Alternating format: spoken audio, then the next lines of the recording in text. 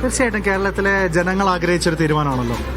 എത്രയോ കാലങ്ങളായി, അല്ലെങ്കിൽ ജനങ്ങളുടെ മനസ്സിലുള്ള എല്ലാവരും ഒരുപോലെ ആഗ്രഹിക്കുകയും കൃത്യമായി ആവശ്യപ്പെടുകയും ചെയ്തിട്ടുള്ളൊരു തീരുമാനമാണ്.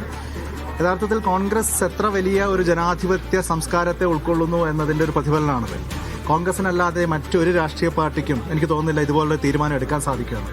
കാരണം വളരെ വിപുലമായ കൺസൾട്ടേഷൻസ് നടത്തി തിരഞ്ഞെടുക്കപ്പെട്ട MLA-മാരുടെയും ആ MLA-മാരാക്കിയ മറ്റ് പാർട്ടി പ്രവർത്തകരുടെയും മുതിർന്ന നേതാക്കന്മാരുടെയും എനിക്ക് തോന്നുന്നു പൊതുസമൂഹത്തിന്റെ അടക്കം വികാരത്തെ കൃത്യമായി ഉൾക്കൊണ്ടുകൊണ്ടാണ് അഖിലേന്ത്യാ കോൺഗ്രസ് നേതൃത്വം ഇങ്ങനെ ഒരു തീരുമാനം എടുത്തിട്ടുള്ളത്. അപ്പം അതാണ് ആ തീരുമാനത്തിന്റെ ഏറ്റവും വലിയ ഗ്രേസ്.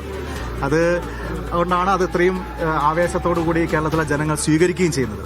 അതുകൊണ്ട് തന്നെ കേരളത്തിൽ അതൊരു ചരിത്രത്തിൽ ജനകീയതയുടെ പേരിലേറി ഇത്രയധികം ഒരു മാസ് മാൻഡേറ്റിന്റെ ഭാഗമായി മുഖ്യമന്ത്രി പദത്തിലെത്തുന്ന മറ്റൊരു നേതാവ് ചരിത്രത്തിൽ തന്നെ ഉണ്ടോ എന്ന് സംശയമാണ്. അപ്പോൾ അത് ശ്രീ വി ഡി സതീശനെ സംബന്ധിച്ച് വലിയൊരു അംഗീകാരമാണ്, എന്നാൽ വലിയൊരു ഉത്തരവാദിത്വമാണ്.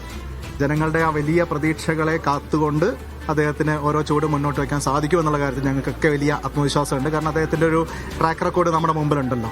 അത്രത്തോളം ഒരു ക്രെഡിബിൾ ആയിട്ടുള്ള ഒരു നേതാവ് എന്ന നിലയിൽ കേരളത്തിന് മുഴുവൻ അദ്ദേഹത്തിൻ്റെ വിശ്വാസ്യത അനുഭവവേദ്യമായിട്ടുള്ള കാര്യമാണ്.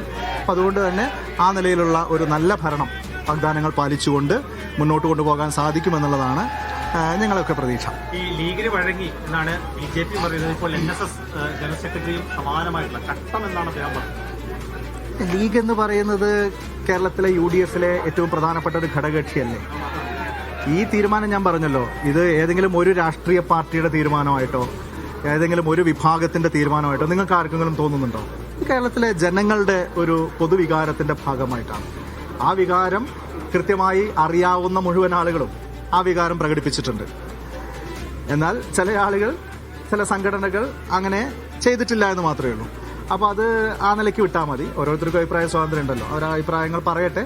പക്ഷേ ഇത് ആരുടെ തീരുമാനമാണ് എന്നുള്ളത് കേരളത്തിലെ ജനങ്ങളുടെ മുഴുവൻ ആളുകൾക്ക് അറിയാം. ഇത് ജനങ്ങളുടെ തീരുമാനമാണ്. BJPയുടെ അതേ സ്റ്റാൻഡാണ് NSS പറയുന്നത്. അത് അവർ തീരുമാനിക്കട്ടെ.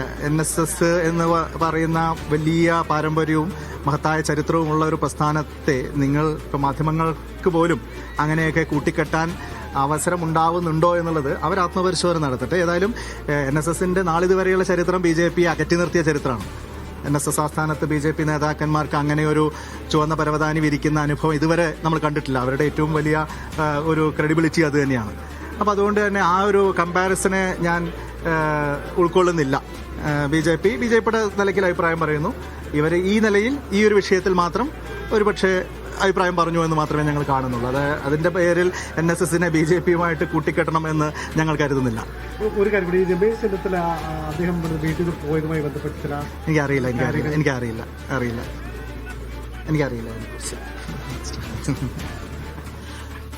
യെസ്, VT ബൽറാമിന്റെ പ്രതികരണമാണ് നമ്മൾ കണ്ടത്.